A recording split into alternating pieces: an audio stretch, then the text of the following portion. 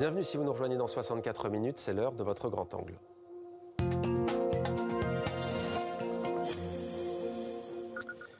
L'Asie-Pacifique va-t-elle devenir le nouveau centre du monde? Cette région produit en tout cas 60% de la richesse mondiale, du PIB mondial et 66% de la croissance de la planète. Cette montée en puissance ne se limite pas qu'à la Chine, nous allons le voir, elle concerne l'ensemble de la région. Avec nous pour en parler, Sophie Boisseau-Durocher, bonsoir. Bonsoir. Soyez la bienvenue sur TV5 Monde. Votre livre a pour titre l'Asie-Pacifique, nouveau centre du monde, l'Occident au défi. On va voir pourquoi l'Occident au défi, c'est aux éditions Odile Jacob. Je précise que vous êtes spécialiste de l'Asie du Sud-Est, maître de conférence à Sciences Po Paris et chercheuse au Centre Asie de l'IFRI, l'Institut français des relations internationales. Alors les mots sont importants, la géographie aussi, la géopolitique peut-être parfois et recouvrir des notions. L'Asie-Pacifique, qu'est-ce que c'est, au juste pour celles et ceux qui nous regardent, et pour nous aussi d'ailleurs? Alors l'Asie-Pacifique, c'est ce qu'on a appelé à un moment l'Extrême-Orient ou l'Asie orientale. Il s'agit de l'Asie du Nord-Est et de l'Asie du Sud-Est, c'est-à-dire 17 pays qui sont sur la façade pacifique. Donc c'est une définition qui n'intègre ni l'Inde ni l'Australie. Voilà, et nous, ce que nous expliquons dans ce livre, c'est que cette région a une cohérence réelle et que cette cohérence justifie qu'on l'étudie d'un peu plus près et qu'on regarde d'un peu plus près les liens qui s'y tissent. Les chiffres que j'ai cités, les pourcentages, ils sortent de votre livre. 60% du PIB mondial, 66% de la croissance mondiale. C'est démesuré. C'est absolument démesuré. Et ce qui est très intéressant, c'est que dans le chaos du monde aujourd'hui, on ne parle pas de cette transformation silencieuse. On oublie que ces pays, depuis près de 50 ans, connaissent en général des taux de croissance de l'ordre de 5 à 8% par an. Ils partent de loin, certains. Ils partent de loin, certes. Et il y a eu quand même, au début des années 90, avant la crise de 97, des taux de croissance à 2 chiffres. Voilà. Et donc, il y a un effet d'accumulation qui aujourd'hui arrive à maturité.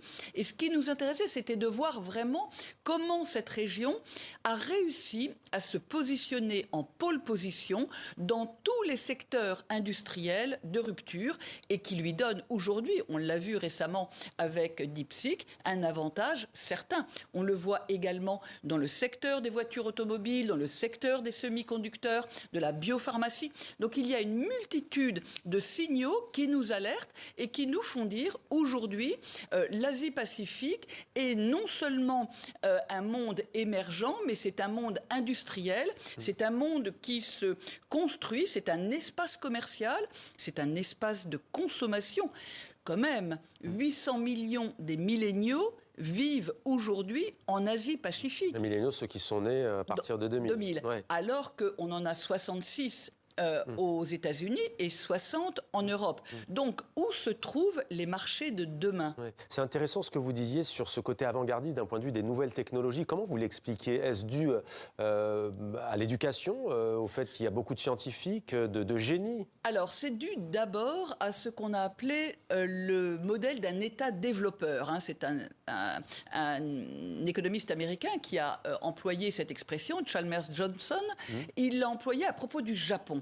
Et au fond, on se rend compte d'ailleurs que le Japon a été pionnier dans cette transformation de l'Asie. Le Japon a été pionnier et a très tôt investi dans sa meilleure ressource, c'est-à-dire son capital humain. Ce qu'a fait exactement Hong Kong plus tard, Taïwan ou Singapour, la Thaïlande ou la Malaisie. On se rend compte aujourd'hui dans les classements internationaux que l'Asie arrive systématiquement en tête, qu'il s'agit du classement PISA ou du classement TIMSS, Chine compris. Donc il y a un investissement effectivement dans l'éducation, dans la formation, et cet État développeur a sélectionné des secteurs industriels qui lui semblaient les plus performants et a décidé d'investir massivement, de travailler avec les investisseurs étrangers, donc s'intégrant complètement dans le processus de mondialisation pour aujourd'hui à nouveau détenir, par exemple pour la Malaisie, qui est quand même un pays de 30 millions d'habitants, la Malaisie a décidé dans les années 70 d'investir dans le secteur des semi-conducteurs. Eh bien, aujourd'hui, la Malaisie produit environ 7% de la production mondiale de semi-conducteurs. Donc, on parle d'un petit pays. Ouais. Il n'y a pas que Taïwan, et la même chose, évidemment, pour Singapour. Récemment, en 2023, la Corée du Sud a décidé d'investir 450 milliards de dollars dans ce qu'elle appelle les secteurs industriels de rupture. La France a investi beaucoup, beaucoup moins. Donc, si vous voulez accumuler, tout ça donne du résultat. Alors, l'Asie-Pacifique va-t-elle devenir le centre du monde et le nouveau modèle post-occidental? Je parle Ce sont les mots que vous utilisez. Mais c'est très intéressant parce que l'Asie-Pacifique obtient des résultats. Et on voit à quel point des régions émergentes en Afrique, en Amérique latine, s'intéressent maintenant de très très près à ce modèle parce qu'au fond, ce qui compte, c'est de réussir. Donc comment s'y sont-ils pris? Comment pouvons-nous nous y prendre? Et comment peuvent-ils coopérer avec nous?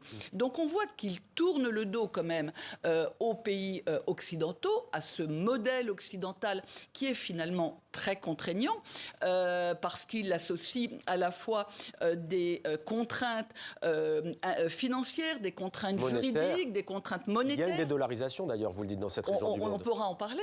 Et donc, on se rend bien compte, si vous voulez, que là, il y a quelque chose qui paraît plus facile à dupliquer. Donc, pour vous, la réponse est oui. Pour moi, la réponse est oui. Néanmoins, et on insiste bien dans notre livre, il s'agit aussi d'un modèle qui s'est basé sur une éthique confucéenne du travail et il n'est pas sûr qu'on trouve en Afrique ou en Amérique latine ou au Moyen-Orient. C'est quoi l'éthique confucéenne? Cette éthique confucéenne du travail, c'est-à-dire un investissement dans la valeur travail, dans l'amélioration de sa productivité. Un patriotisme.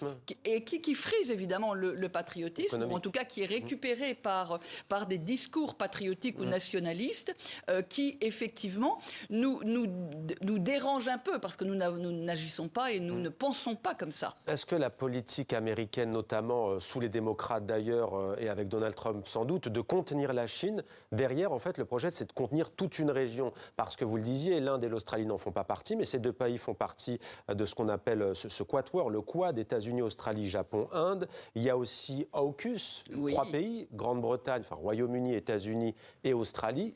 Que pouvez-vous nous dire à ce sujet? Et ensuite, on verra quelles conséquences pour l'Europe. Alors, il est évident, si vous voulez, que la Chine, qui est au centre de cette Asie-Pacifique, constitue une masse et une force d'entraînement décisive.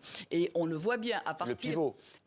Un pivot, mais vraiment une force d'attraction, si vous voulez, parce que le marché est colossal, parce que la Chine cherche à coopérer avec les pays d'Asie-Pacifique. Et donc, elle a un comportement qui est très différent de la Chine, grande puissance mondiale, qu'elle est aussi. Mais néanmoins, en Asie-Pacifique, ce qu'on constate, c'est que la Chine compose. Et donc, évidemment, les pays, notamment les pays d'Asie du Sud-Est, mais pas seulement. 60% des exportations de Taïwan vont en Chine. Donc il y a quand même des liens de proximité qui sont réels et avérés. Et on se rend bien compte que cette autonomisation des circuits économiques et commerciaux pourrait porter préjudice, effectivement, aux États-Unis ou même à l'Europe. Ce dont on se rend compte depuis une quinzaine d'années, c'est que dans la part du commerce extérieur, à la fois les États-Unis et l'Europe descendent régulièrement. Et l'Europe dans tout ça? Alors l'Europe est évidemment un peu à la traîne. D'abord parce que l'Europe vit assez mal, je dirais, cette transformation de l'Asie. Aujourd'hui, des pays comme Singapour ont un PIB par habitant qui est bien supérieur à celui de l'ancienne puissance coloniale. Et depuis longtemps, que l'Europe s'est longtemps posée également comme un modèle régional, critiquant les modèles régionaux asiatiques et notamment l'ASEAN, l'Association des nations de l'Asie du Sud-Est. Et aujourd'hui, on se rend compte que l'Europe est complètement prisonnière de cette hystérie, je dirais, réglementaire, voire de cet esprit un peu de défaitisme, quand l'Asie, qui a un mode consensuel beaucoup plus souple et beaucoup plus fluide, s'en sort finalement mieux face à la complexité des enjeux. Alors il y a bien entendu, parce que l'Indo-Pacifique, c'est une région qui est bien entendu plus large, avec l'Inde et là, pour le coup, l'Australie. J'aimerais vous parler du détroit de Taïwan. On en a déjà parlé sur ce plateau. Donald Trump qui lorgne le Groenland, ça peut arranger la Chine dans ses velléités d'intervenir à Taïwan, je pense que dans ses velléités supposées selon les Occidentaux. Oui, alors il y a quand même un effet terrible, délétère, si vous voulez, de ces propositions un peu loufoques de Donald Trump, parce que ça veut dire que les pays d'Asie prennent de moins en moins au sérieux les États-Unis. Le processus n'est pas nouveau. Les relations entre les États-Unis et l'Asie-Pacifique se sont dégradées progressivement depuis les années 80, au fond. Mais il faut quand même comprendre que récemment, le secrétaire d'État a passé son audition au Sénat, Peter Isget, et il n'a pas su nommer un pays d'Asie du Sud-Est. Le secrétaire d'État à la Défense. À la Défense. Oui. Il n'a pas su nommer un pays d'Asie du Sud-Est. Donc le lendemain, dans les journaux, c'était la risée, évidemment, de l'opinion publique.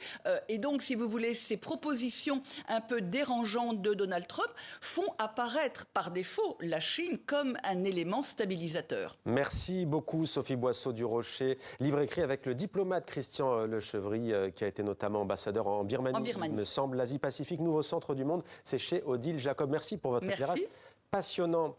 L'actualité culturelle de ce journal à présent, Nicolas Georges s'apprête à nous